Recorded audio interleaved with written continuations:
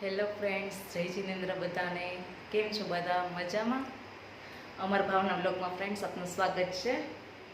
ઘણા ટાઈમ 2 દિવસથી હું કાંઈ વિડીયો અપલોડ નથી કરી શકતી કેમ કે હાર્વિસને મજા નથી. હમણાં થોડોક વરસાદ વધારે પડ્યો છે ને એટલા માટે થોડુંક એનું મૂડ્સ બધા ચેન્જ થઈ ગયા છે, પ્લસ એને તીથ આવે છે તો એના લીધે એને તાવ આવે છે, ડાયરિયા થઈ ગયા છે અને થોડુંક ઇરિટેટિંગ થઈ ગયું છે. સો મને કાંઈ કામ બી ન કરવા દે, કોન્સ્ટન્ટ એના ઉપર જ મારે ફોકસ કરવું પડે છે ફ્રેન્ડ્સ. તો હું કાંઈ વિડીયો કે કાંઈ અપલોડ નથી કરી શકતી, છતાંય હું ફની રીલ્સ મારા માટે કહી ને કે આપણે યુટ્યુબ શોર્ટ્સમાં હું ઘણા બધા મારા શોર્ટ્સ મૂકતી હોઉં છું. લાઈવ વિડીયો કે મારા કાંઈ પોતાના રેસીપી વિડીયો છે કે કાંઈ પણ ફેમિલી બ્લોગ કે એવું કાંઈ અપલોડ નથી કરી શકતી ફ્રેન્ડ્સ. 2 દિવસ પછી હું અત્યારના મારો બ્લોગ બનાવું છું. સો અત્યારના વાગ્યા છે આપણે 2:30 વાગી ગયા છે. ઓલાના સુરાવતા 2:30 વાગી ગયા છે. હાર્વિસ અત્યારના સુઈ ગયો છે ફ્રેન્ડ્સ, તમે જોઈ શકો છો. અત્યારના હાર્વિસને સુરાવી દીધો છે.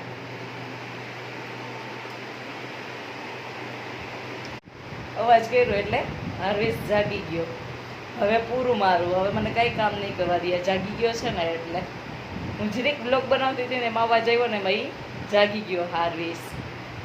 સો ફ્રેન્ડ્સ, માંડ મેં એને મહિનો તો સુવરાયો હતો, વળી પાછી હવે જાગી ગયો. હમણાં કજિયા કરશે. હવે એને પાછું સુવરાવીશ પછી હું જમવા બેસીશ. આજે બપોરના મેં ઘી બનાવ્યું. સો ફ્રેન્ડ્સ, ઘી બનાવી લીધું છે. એ સૂતો હતો ને ત્યારમાં મારે ઘી બનાવાઈ ગયું. રોટલી કરી લીધી છે. હાર્વિસ માટે ખીચડી કરી છે. કાલ રાતના મને 1 વાગે મન થયું સ્વીટ એકદમ ખાવાનું, તો કાલ રાતે મેં મારા માટે કેક બનાવી રાતના 1 વાગે. એ સૂતો હોય તો હું ખાવાનું મારું બનાવી શકું.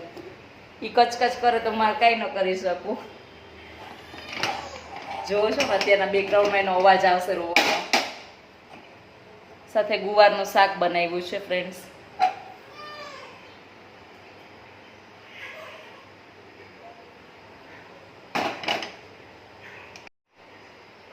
સો ચાલો ફ્રેન્ડ્સ, નેક્સ્ટ બ્લોગમાં મળશું. મારા બ્લોગને લાઈક કરજો, શેર કરજો, પસંદ કરજો અને સબસ્ક્રાઈબ કરજો ફ્રેન્ડ્સ. આવજો બધા. જય જિનેન્દ્ર બધાને.